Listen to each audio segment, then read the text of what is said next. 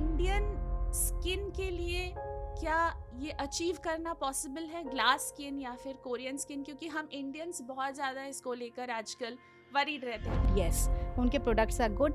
आप एक normal regime follow करके एक्टिव इंग्रेडिएंट सनस्क्रीन से आप डेफिनेटली ग्लो स्किन अचीव कर सकते हैं। अब जो चीज़ को लेकर मैं बात करना चाहूँगी आपसे वो है हेयर फॉल। एकदम कॉमन प्रॉब्लम है, आई थिंक बिल्कुल। हर किसी को होता है। सबसे बड़ा एक कॉमन मिथ लोगों में ना कि शैम्पू बदल लो। शैम्पू का हेयर फॉल से कुछ भी रिलेशन नहीं है। एक और जो आजकल क्रेज चला है वो है फिलर्स का। शायद फेस स्किन अननेचुरल भी लगता है उससे। इसके बारे में आपका क्या कहना है?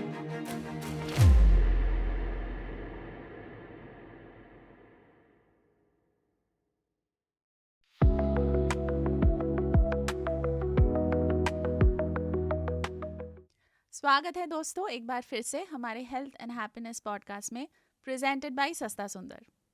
Today's podcast is proudly brought to you by Skin Shine and Ola Hair, premium beauty care products from Cadila Pharmaceuticals. 70 सालों से कैडिला फार्मास्यूटिकल्स का विश्वास और इनोवेशन इनके प्रोडक्ट्स को बनाता है perfect skin and hair partner. तो देर किस बात की, आज ही सस्ता सुंदर ऐप से ऑर्डर कीजिए और पाइए अट्रैक्टिव ऑफर्स एंड डिस्काउंट्स। पिछले 10 सालों में लोग स्किन और हेयर को लेकर काफ़ी कॉन्शियस हो चुके हैं और मार्केट में कई सारे skin care and hair care products भी आने लगे हैं। चलिए आज हम एक डर्मेटोलॉजिस्ट से पूछते हैं कि इफ़ेक्टिव स्किन केयर और हेयर केयर कैसे करना चाहिए। आज हमारे साथ एक बहुत ही रिनाउंड डर्मेटोलॉजिस्ट हैं, डॉक्टर निशा अग्रवाल।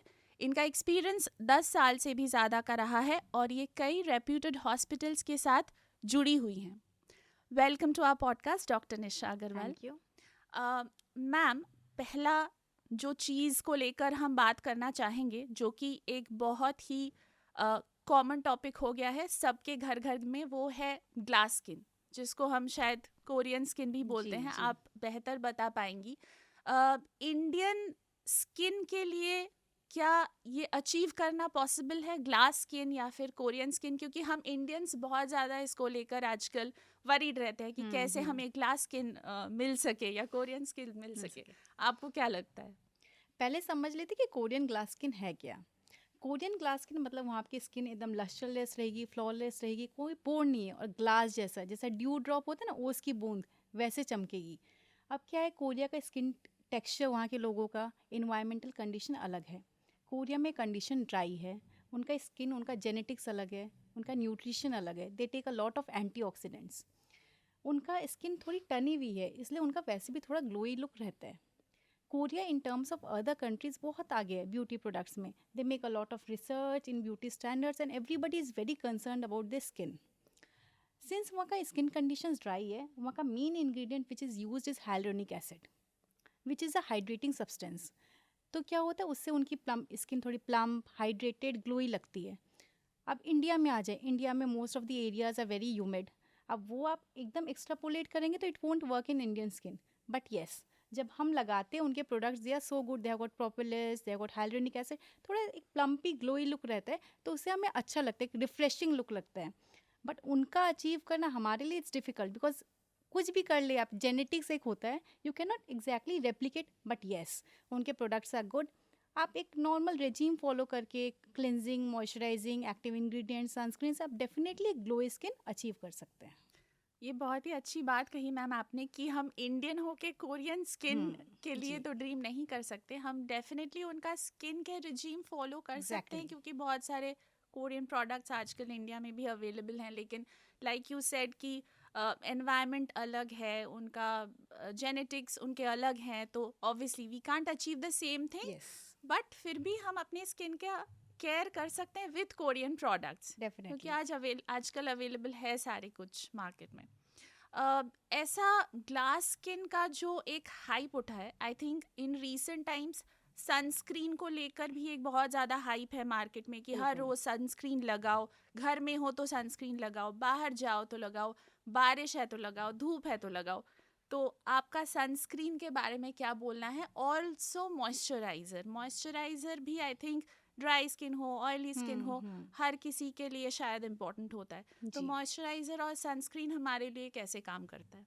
ये बिल्कुल अभी बहुत ज़्यादा है जब से ये स्किन केयर रेजीम आया है कि हमें मॉइस्चराइज करना है, सनस्क्रीन करना है। इम्पॉर्टेंट ये है कि मॉइस्चराइजर सनस्क्रीन ज़रूरी है, लेकिन सबके लिए सेम नहीं वर्क करेगा। आपको आपका इन्वायरमेंटल कंडीशन, आपका सन एक्सपोजर कितना है, आपका स्किन टाइप कितना है, उस हिसाब से आपको मॉइस्चराइजर सनस्क्रीन डिसाइड करना है। अब सनस्क्रीन क्या है? सनस्क्रीन ये नहीं है कि आप सिर्फ धूप में निकल रहे हैं, बिकॉज सनस्क्रीन से protection UVA, UVB, mobile phones, laptops, इन सब के ब्लू लाइट रेडिएशन से भी बचना है। हम अगर घर पे भी बैठे हैं तो जो विंडो पेन्स है वहाँ से धूप आती है, ट्यूबलाइट से आती है, ऑल दो नेग्लिजिबल है, बट ये भी इफेक्ट करता है स्किन को। अब जो है ना क्लाउडी में बारिश हो रही है, अरे आज से धूप ही नहीं निकले, हम सनस्क्रीन क्यों लगाएं? बिकॉज अल्ट्रा वायलेट रेज को ये नहीं पता कि क्लाउड है, वो क्लाउड्स को पेनिट्रेट करके आते हैं। तो सनस्क्रीन डेफिनेटली इंपॉर्टेंट है। अगर आप एक स्टडी किया गया देखिए कि लॉन्ग टाइम अगर आप सनस्क्रीन लगा रहे हैं ना, साइंस ऑफ एजिंग, मेलेज्मा जो मेचेदा बोलते हैं, छाई बोलते हैं, इन सब के चांसेस काफ़ी कम हो जाते हैं। प्लस सबसे इम्पॉर्टेंट है, इंडिया कंटेक्स्ट में नहीं बट अदर कंट्रीज़ में, स्किन कैंसर से बचना। बिकॉज लॉन्ग टर्म रेडिएशन से स्किन कैंसर होने के भी चांसेस है। तो डेफिनेटली सनस्क्रीन सबके रूटीन में होना चाहिए। कितना अमाउंट लगाना है, कौन सा लगाना है, कितने ड्यूरेशन पे रिपीट करना है, वो पर्सन टू पर्सन कस्टमाइज्ड होता है, but it is very important. घर पे रहे तब भी लगाना है। बहुत अच्छा ये इन्फॉर्मेटिव आपने आंसर किया मैम. मेरे लिए भी एक रेवलेशन था. मैं आज तक सनस्क्रीन लगाती तो थी, क्लाउडी था तब भी लगाती हूँ, लेकिन ये सोच के नहीं कि क्लाउड से भी पेनेट्रेट करके यूवीए यूवीबी जी, आपके स्किन को अफेक्ट कर सकता है. सब बोलते हैं तो हम सब लगाते हैं कि धूप है तो भी लगाओ, या क्लाउडी है तो भी लगाओ. Anyway, thank you for that information. Ma'am, आजकल फेयरनेस का काफ़ी क्रेज़ चल रहा है. बहुत सारे प्रोडक्ट्स भी शायद हेल्प करते हैं या नहीं, पता नहीं. फेयरनेस में क्रेज़ तो बहुत है लोगों में. आपका इसके बारे में क्या कहना है? क्या कोई फेयर एक्चुअली हो सकता है than how they already are? Indian beauty standards ही ऐसे सेट हो गए हैं कि गोरा है तो सुंदर है। ये चीज़ें दिमाग से पहले निकालनी होगी कि गोरा से सुंदरता आता है। आप थोड़ी डार्क स्किन हो सकता है but you should have a healthy glowing skin. जो डर्मेटोलॉजिकल ट्रीटमेंट है इससे आप अच्छा skin, hydrated, glowy skin develop कर सकते हैं, लेकिन गोरा कोई नहीं होता है। बहुत सारे ट्रीटमेंट प्लान हैं जो आपको करेंगे कि आप ये गोरा हो जाएंगे, लेकिन कुछ भी परमानेंट नहीं है। मे भी कुछ दिनों के लिए आपकी स्किन थोड़ी ब्राइट लगेगी। जैसे मार्केट में हमने बात की कि सिरम आते हैं, विटामिन सी, नियासिनामाइड, ये टेम्पररी थोड़े से ब्लेमिशेस मिटा सकते हैं, थोड़ा आपको हेल्दी ब्राइट लुकिंग स्किन दे सकता है। एक अभी नया चला है बहुत, ग्लूटाथायन, बहुत सारे फॉर्म्स में अवेलेबल है, टैबलेट फॉर्म में अवेलेबल है, इंजेक्टेबल फॉर्म में अवेलेबल है। ग्लूटाथायन ना हमारे बॉडी में प्रोड्यूस होता है, ये एक तरह का एंटीऑक्सीडेंट है जो हमारा जो मेलानिन प्रोडक्शन होता है ना, उसमें एक एंजाइम होता है टाइरोसिनेज, उसे इनिबिट करता है। तो उससे थोड़ा सा आप समझिए, थोड़ा सा टोन, अब ब्राइटर, थोड़ा ग्लोइंग लुक ये आता है। अब ये है कि स्टडीज़ बहुत कम है कि हम जो ओरल फॉर्म ले रहे हैं कितना एब्जॉर्ब हो रहा है। आपने लिया लेकिन वो गट में अगर एब्जॉर्ब ही नहीं हुआ तो इफेक्ट कहाँ से दिखाएगा? और आईवी फॉर्म हर इंसान नहीं ले सकता, उसके लिए बहुत सारे टेस्ट करवाने पड़ते हैं, अंडर रेगुलेशन लेना पड़ता है कि उसके साइड इफ़ेक्ट्स हो रहे हैं कि नहीं, वो मॉनिटरिंग बहुत ज़रूरी है। तो गोरा कोई नहीं हो सकता, but yes healthy glowing skin ज़रूर अचीव कर सकते हैं। जी, बहुत ही अच्छा एक्सप्लेन किया मैम आपने कि गोरा तो कोई हो नहीं सकता, लेकिन एकदम हेल्दी स्किन के लिए हम कोशिश कर सकते हैं कि यस, कैसे हमें हेल्दी स्किन मिले. गोरा होने का जो ये क्रेज है, ये ना ही करे तो बेहतर है. वी बिल्कुल, should all be happy in our own yes, skin basically. अब जो चीज़ को लेकर मैं बात करना चाहूँगी आपसे वो है हेयर फॉल. एकदम कॉमन प्रॉब्लम है, आई थिंक बिल्कुल, हर किसी को होता है. और आई थिंक थोड़ा सा हेयर फॉल तो होना भी चाहिए. हेल्दी बिल्कुल, बोलते जी, हैं जी, कि थोड़ा सा हेयर फॉल होना. तो बहुत ज़्यादा हेयर फॉल जिन लोगों को होता है वो काफ़ी कंसर्न होते हैं, जो कि ऑब्वियस सी बात है. अ, बहुत ज़्यादा हेयर फॉल के बारे में आपका क्या कहना है कि क्यों होता है? स्ट्रेस की वजह से होता है या फिर कोई प्रोडक्ट, शैम्पू, कंडीशनर वगैरह यूज़ करने की वजह से होता है? एक्चुअल रीज़न क्या है हेयर फॉल का? ओके। देखिए, हेयर शेडिंग एक नॉर्मल फेनोमेनन है। हमारे 100 हेयर फॉल डेली गिरते हैं। हमारा हेयर फॉलिकल ये, जब नया हेयर आता है पुराने को पुश करता है तभी वो आ पाएगा। अगर हेयर शेडिंग नहीं होगा तो नए फॉलिकल्स कहाँ से निकलेंगे? अगर यस 100 से ज़्यादा दिन में हो रहे हैं मतलब इसे ट्रीटमेंट की ज़रूरत है। तो पहले समझना होगा कि हेयर फॉल क्यों हो रहा है। सबसे बड़ा एक कॉमन मिथ लोगों में ना कि शैम्पू बदल लो, हम शैम्पू बदल लेंगे, इस शैम्पू से हेयर फॉल हो रहा है। शैम्पू का हेयर फॉल से कुछ भी रिलेशन नहीं है। शैम्पू किस लिए? क्लिनजर है, वो आपके स्कैल्प को क्लीन कर रहा है। हेयर फॉल में उसका कोई रोल नहीं है। हेयर फॉल के लिए मोस्टली है स्ट्रेस फैक्टर्स है, न्यूट्रिशनल डेफिशिएंसी। इंडियन पॉपुलेशन में न्यूट्रिशनल डेफिशिएंसी सबसे common factor of hair loss. So हमें हमेशा iron, vitamin B12, D3, thyroid profile ये सब चेक करना है। इसके करेक्शन से मोस्टली हेयर फॉल ठीक हो जाते हैं। प्लस अगर आप बहुत ज़्यादा कुछ पार्लर प्रोसीड्यूर्स करवा रहे हैं उससे भी थोड़े हेयर फॉल इंक्रीज़ होते हैं। सीजनल चेंजेस में भी हेयर फॉल बढ़ता है। तो आपको इसमें डाइट, हाइड्रेशन, न्यूट्रिशन मेंटेन करना है। प्लस अगर कोई आपको क्रॉनिक बीमारी कुछ हुई है, आपको फीवर का एपिसोड हुआ है, तो बॉडी में तो एक इन्फ्लामेशन हुआ है, इस वजह से भी हेयर फॉल बढ़ता है। उसे हम टेलोजन एफ्लूवियम बोलते हैं। पर nothing to be worried with it. आप प्रॉपर सप्लीमेंट्स लेंगे, खाना पीना ठीक करेंगे तो that can be controlled. Okay, so overall एक होलिस्टिक अप्रोच होना चाहिए बिल्कुल। बेसिकली हेयर फॉल के लिए। सिर्फ शैम्पू बंद नहीं, कर दिया, नहीं। बदल लिया, हेयर ऑयल चेंज कर लिया, ऐसे नहीं होता है। होलिस्टिक अप्रोच चाहिए। Thank you for explaining that ma'am. एक और जो आजकल क्रेज़ चला है वो है फिलर्स का। जी। आई थिंक काफ़ी सारे लोग, अगर लोग अफोर्ड कर पाते हैं तो फिलर्स भी यूज़ करने लगे हैं। हम्म। शायद फेस स्किन अननेचुरल भी लगता है उससे। इसके बारे में आपका क्या कहना है? फिलर्स से स्किन अननेचुरल नहीं लगता है। पहला ये चीज़ माथे से निकालनी है। दूसरा है, अगर आप प्रॉपर डॉक्टर से करवा रहे, राइट डर्मेटोलॉजिस्ट से करवा रहे, राइट क्वांटिटी में करवा रहे हैं और राइट प्रोडक्ट यूज़ कर रहे हैं, तब बिल्कुल भी अननेचुरल नहीं लगेगा। फिलर्स मतलब ऐसा नहीं कि एक ही प्रोडक्ट है। Fillers it's like a clay. आपके स्किन में सपोज कोई हॉलोनेस है, हमने लगाया तो क्ले मोल्डिंग है, लेकिन हर जगह सेम अमाउंट ऑफ फिलर्स नहीं लगता है, सेम टाइप ऑफ फिलर्स नहीं लगता है। हमें डिसाइड करना होगा। जो आपके डर्मेटोलॉजिस्ट ही आपको अच्छे से आपका फेस असेसमेंट के बाद बता सकते हैं कि आपको इतना अमाउंट लगेगा, वो बिल्कुल नेचुरल लगता है। अब आपका एक प्रॉपर आपका एक अलग एस्थेटिक लुक है, आपका एक फेस का स्ट्रक्चर है। आप एक फोटोग्राफ लेके गए एक सेलिब्रिटी का कि मुझे ऐसा बना दो, तब तो बिल्कुल अननेचुरल लगेगा, क्योंकि आपके लिए वो एस्थेटिक्स नहीं है ना। आपके फेस को जो सूट करता है, आप अगर उस हिसाब से फिलर्स ट्रीटमेंट लगेंगे तो आप बिल्कुल नेचुरल लगेंगे। जी, जी। फिलर से मुझे याद आया, आजकल लेज़र ट्रीटमेंट भी बहुत ज़्यादा जी। चल रहा है। लोग आई थिंक मार्क्स रिमूव करने के लिए, पिगमेंटेशन वगैरह हटाने के लिए लेज़र ट्रीटमेंट्स भी करवाने लगे हैं।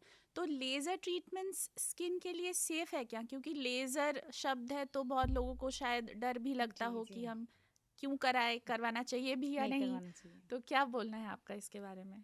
बिल्कुल। एक्चुअली लेज़र वर्ड सुनते ही सबको लगता है ना कोई हाई फाई साइंस है, क्या हो जाएगा, जल जाएगा, साइड इफ़ेक्ट्स होंगे।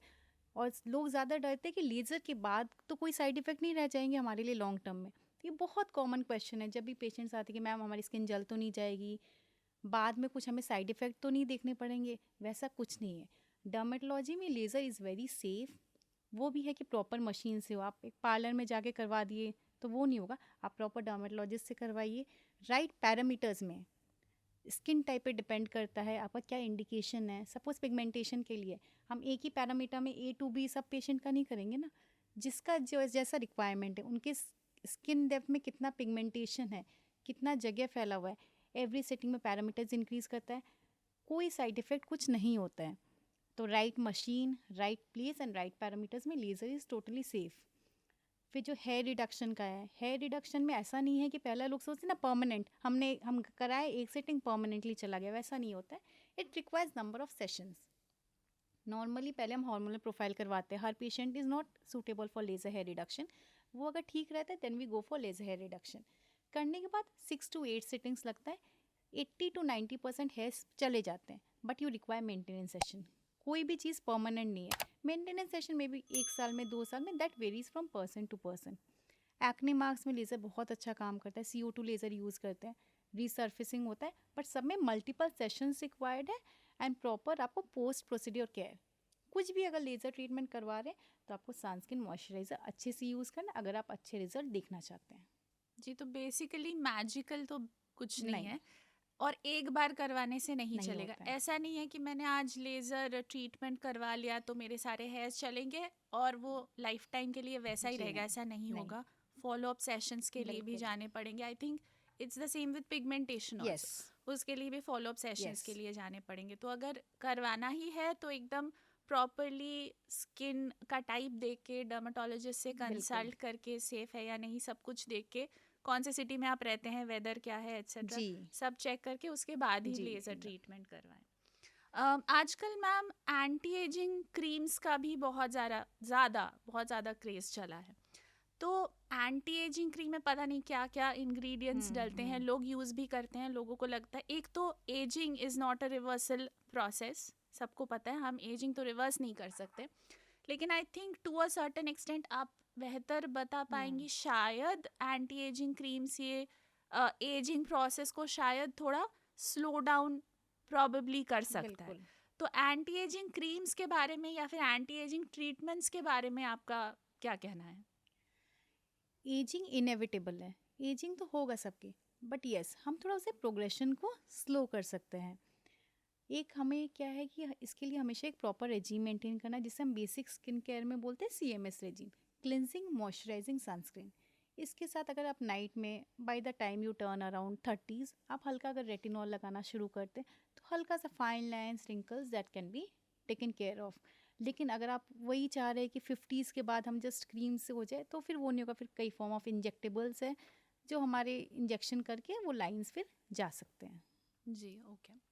अगेन ये बहुत ही इंफॉर्मेटिव था हमारे लिए, एक्सप्लेन करने के हम्म। लिए thank you so much. Hair transplant, हम्म। वो भी आजकल काफ़ी सुनने में आता है। यूजुअली बॉल्ड लोग शायद हेयर ट्रांसप्लांट ज़्यादा करवाते हैं, लेकिन हेयर लॉस जैसा थोड़ी देर पहले हमने बात किया, जी। हेयर लॉस सबको हो रहा है। तो आपका क्या कहना है कि हेयर ट्रांसप्लांट बॉल्डनेस जो लोग फेस कर रहे हैं सिर्फ उन्हीं के लिए ये इफ़ेक्टिव है, या फिर जो लोग बहुत ज़्यादा हेयर लॉस फेस कर रहे हैं, शुरू हुआ है बहुत ज़्यादा हेयर लॉस, वो भी हेयर ट्रांसप्लांट करवा सकते हैं? जी, पहला ये समझना होगा कि जब एक्टिव हेयर लॉस होता है तब हेयर ट्रांसप्लांट नहीं होता है। कोई भी form of surgery active stage में नहीं होती है। एक्टिव स्टेज में ऑलरेडी आपका स्कैल्प इन्फ्लेम्ड है, we can not go for any surgical procedure. आपका पहले इन्फ्लामेशन रुकना होगा, हेयर फॉल रुकना होगा, उसके बाद we can contemplate for hair transplant. Hair का ना एक क्लासिफिकेशन होता है, एक नॉरवुड हैमिल्टन क्लासिफिकेशन बोलते हैं हम मेल पैटर्न हेयर लॉस के लिए। तो डेफिनेटली स्टेज 5-6 में हम हेयर ट्रांसप्लांट कर सकते हैं, जब है कि यहाँ पे हमारे क्राउन एरिया में बॉल्डिंग हो गई and we have got just this area. But yes, initially hair loss कैसे स्टार्ट होता है, रिसीशन ऑफ हेयर लाइन यहाँ से स्टार्ट होता है and then it goes on going back. जब इनिशियली स्टार्ट हुआ है तो हेयर ट्रांसप्लांट नहीं जाके नॉन इन्वेसिव तरीके भी है, with help of medicine sprays, कि वो हम कंट्रोल में कर सकते हैं। बिकॉज क्या, अगर आप इतना सा पैच के लिए अभी हेयर ट्रांसप्लांट कराएं तो आपको ना मोटिवेटेड रहना होगा। ये ऐसा नहीं कि आपने एक बार करवा लिया और सोच रहे नहीं हुआ। सपोज आपकी कार्डियक सर्जरी हुई, एक आर्टरी में स्टेंट लगा लिया, लेकिन बाकी आर्टरीज भी तो है, तो आपको मेडिसिन लेके उसे तो खुली रखनी है, तो आपको बाकी हेयर का डेंसिटी मेंटेन करना होगा। अदरवाइज ये 3-4 बार थोड़ी आप बार बार ट्रांसप्लांट करवाओगे। तो से इनिशियली 25 ईयर्स के पहले वी डोंट कंटेम्पलेट कि हम हेयर ट्रांसप्लांट करें। फिर ट्राई कि मेडिसिन से और भी इंजेक्टेबल थेरेपीज है उससे हम जितना मेंटेन कर सके। उसके बाद भी अगर नहीं होता है then we go for hair transplant. Hair transplant के लिए आपका ऑक्सीपिटल रीजन में हेयर डेंसिटी भी होनी चाहिए, तभी हम ट्रांसप्लांट करेंगे। हेयर्स नहीं आएंगे तो ट्रांसप्लांट कहाँ करेंगे।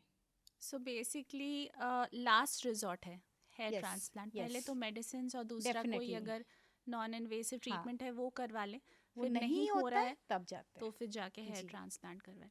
तो अभी तक जो भी कुछ हमने बात किया फेस के बारे में, स्किन के बारे में, हेयर के बारे में, मैं आपको समराइज करके मुझे एक चीज़ आपसे जानना है कि आज के डेट में हमारे इंडियन वेदर कंडीशंस के हिसाब से, क्योंकि हम इंडियंस हैं, हम्म। तो इंडियन वेदर कंडीशंस के हिसाब से एक आइडियल हेयर केयर ट्रीटमेंट और एक आइडियल स्किन केयर ट्रीटमेंट क्या होना चाहिए?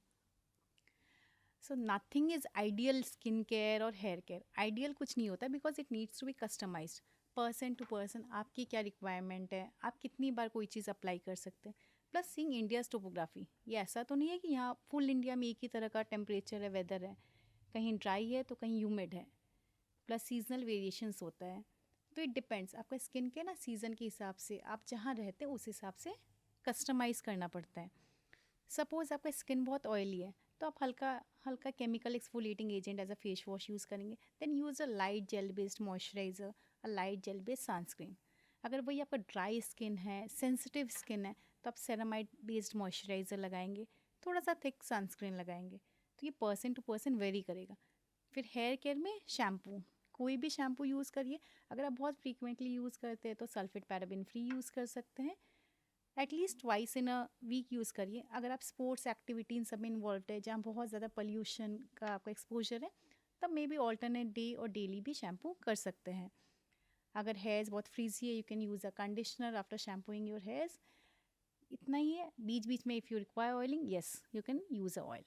So, thank you very much for all your insightful knowledge that you have shared with us. It was really informative. बहुत कुछ तो नए से हमें जानने को मिला. बहुत सारे myths थे जो बस्ट हुए क्योंकि हम आजकल कुछ भी मार्केट से उठा लेते हैं, कुछ भी जी। यूज़ करने लगते हैं. So, thank you very much for that. Thank you so much to our audience for watching our podcast. Cadila Pharmaceuticals का बहुत बहुत धन्यवाद इस पॉडकास्ट को स्पॉन्सर करने के लिए. अगर आपके कोई भी सवाल है तो वो आप हमें लिख कर भेजिए podcast@sastasundar.com पे, या फिर आप हमारे कमेंट बॉक्स पे कमेंट भी कर सकते हैं. Do like, share and subscribe to Sasta Sundar's YouTube channel. Download कीजिए Sasta Sundar app for 100% genuine medicines, 18% discount and a free home delivery. Thank you for watching. We will see you in our next one.